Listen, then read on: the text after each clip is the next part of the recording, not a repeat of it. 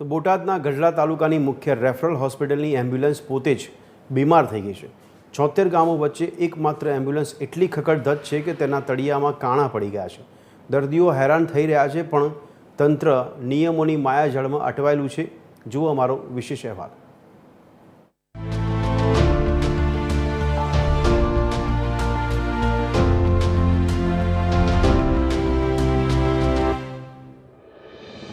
ગઢડા તાલુકાના 76 ગામોના ગરીબ દર્દીઓ માટે રેફરલ હોસ્પિટલ એકમાત્ર સહારો છે, પરંતુ અહીંની એમ્બ્યુલન્સ એટલી જર્જરિત છે કે તે માત્ર 20થી 50 કિલોમીટર માંડ ચાલે છે।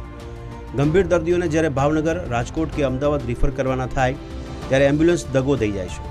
પરિણામે ગરીબ પરિવારોએ હજારો રૂપિયા ખર્ચીને ખાનગી વાહનો કરવા પડે છે।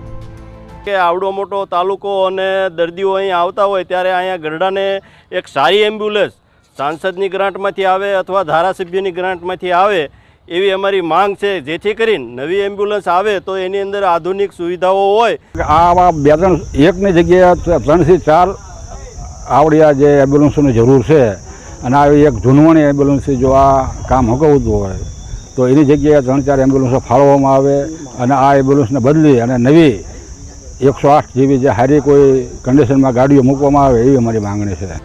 સ્થાનિક લોકોનો આરોપ છે કે આ એમ્બ્યુલન્સના તળિયામાં આરપાર મોટા હોલ પડી ગયા છે, જેના કારણે ગમે ત્યારે અકસ્માત થવાનો ભય રહે છે। આ વાહનમાં ઓક્સિજન સિવાય કોઈ આધુનિક સુવિધા નથી।